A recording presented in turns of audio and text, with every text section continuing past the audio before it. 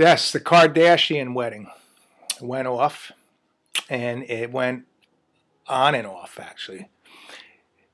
I guess Kim was being followed in the airport today, and someone accidentally knocked into a baby stroller, I guess, to get to her. I mean, people, just like the poor guy, the poor homeless person in New York City, he's on the ground, right? And what do you think the guy's doing?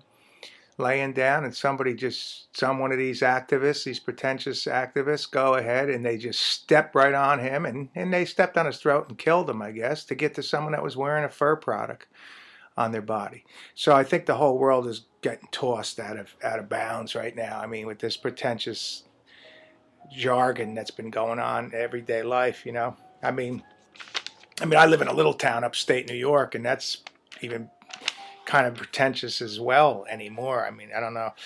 I mean, the funny thing about it is, it's like if Elvis Presley lived in Kingston, New York, where we live, they wouldn't even call him the king, because everybody would see him every day. They'd walk by, they'd go on to work, get their sandwich, and they'd say, hey Elvis, how you doing? He wouldn't be the king. He's only the king because you can't get to him. See, people that you can't get to become kings. Like a little boy when he's a child and he goes on Christmas Day for his gift. He doesn't really go for his gift. He goes for the clothespin that you bring in the other room. That he sees someone carrying a clothespin, and he'd rather go get the clothespin because he already had the gift. He already knows what the gift is. He already sees the gift. He already can have the gift. But he can't have the clothespin. He wants that. Just like people want to be around famous people all the time. Like I started the whole trip about, Kim, And the bad thing about it is you're in a small city like where we are right now in upstate New York, and everybody knows you. You see the same people every day. No matter how talented you are, no one's going to give you credit. They're just going to go, there's Joe Schmo, there's John Doe, there's Stevie Blow, like Flowetry. You know what I mean? Like I'll be one of these hip cats that know how to do like poetry. Flowetry poetry, he knowetry. His poetry, which is bull crap too. And then they think they're a genius because they can do that.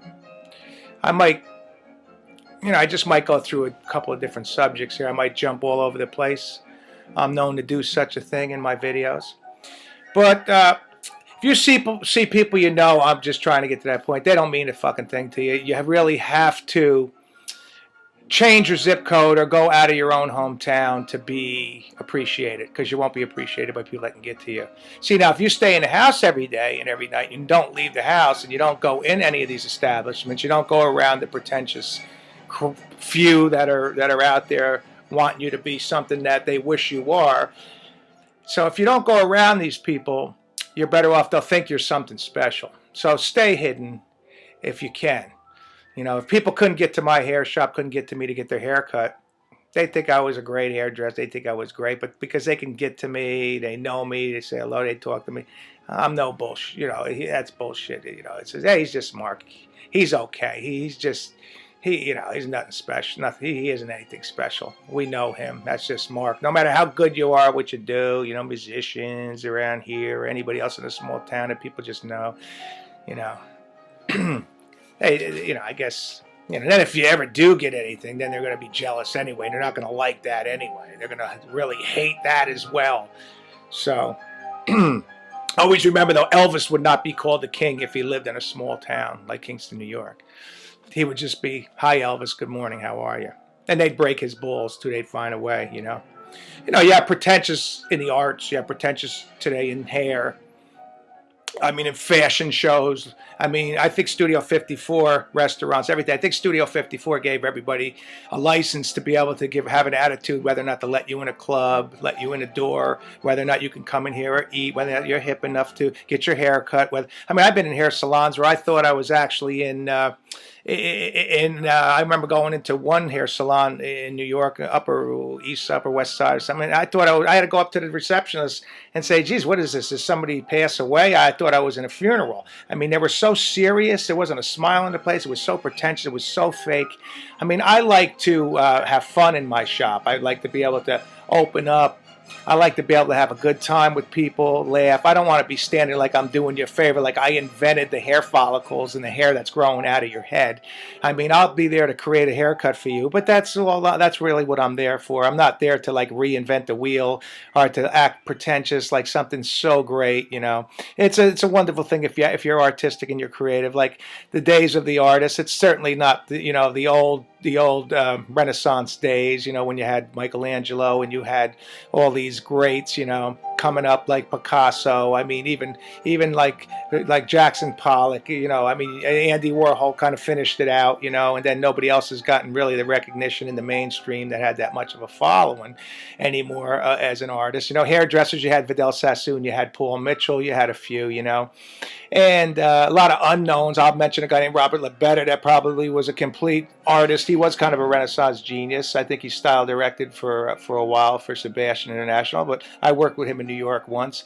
If you ever look him up, this guy is a real genius. I mean, I did a show him in New York. He was doing the styling, and I was doing the cutting, for this thing called Auravision.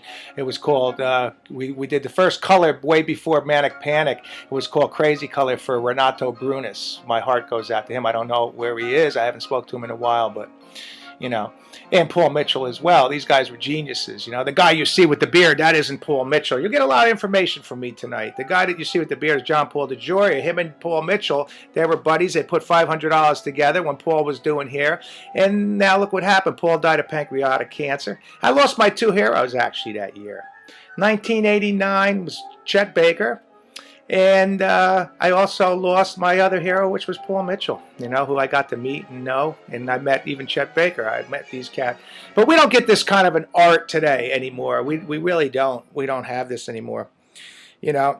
I mean, like I was saying about the hairdresser, we really shouldn't be so, we don't have to be so like pretentious and act like, we're standoffish. Remember the soup Nazi, the guy in New York? They used to call him the soup Nazi. Remember him? And he was like, he was doing you a favor. Your soup was very good, but it would have been better if he put a cherry on top of the smile. I would have liked it better, maybe a little daisy. And it's like a lot of restaurants have the same attitude, like, I mean, if a chef can give birth to the pig or the cow that he's cooking, or if he can shit, salt, or pepper, or he could piss like sriracha out of his penis cavity, then I'll let him walk on water as well. But as far as people that should have really, really pretentious type attitudes, it shouldn't be like alternative rock star trust fund kids that buy a guitar, and play one or two chords and get a song going and think they're great if they get a hit. Because there's so much talent out there that gets untouched all the time. I mean, Tony Williams, in '69, he was doing like incredible stuff, with John McLaughlin that you couldn't even compare to, and Larry Young on work. I mean, there's stuff that no one would ever go and listen to, no one would even know about it,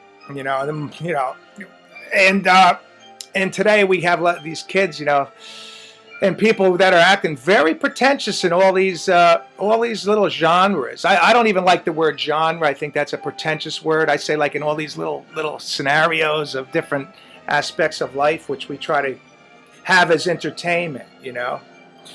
It's in school you had your cliques. I mean, in school it started right with cliques. There's nothing more than just cliques. So you can get into the fashion club. We'll let you in to see a fashion show. You're cool enough. You're good enough. It's like it's just gotten completely out of hand. The people of today.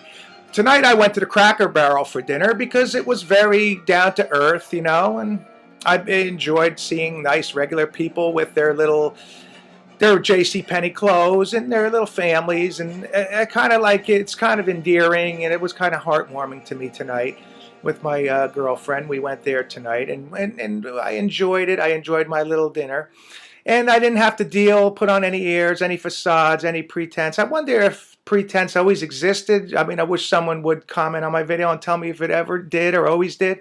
But I think that we're in for a rude awakening.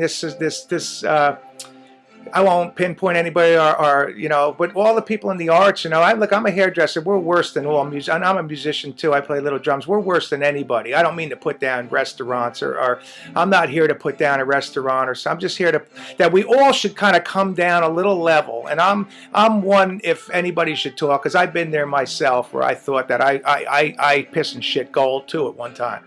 But this is a very serious note, and always remember, my name is Mark, and thank you for coming. And it's always nice to see you. It's always nice to have you drop in on one of my conversations, on one of my little rants, and talk and see what I'm saying this month, or see what I'm doing this month. So it's always nice to see you. Until next time, thank you very much, and good night.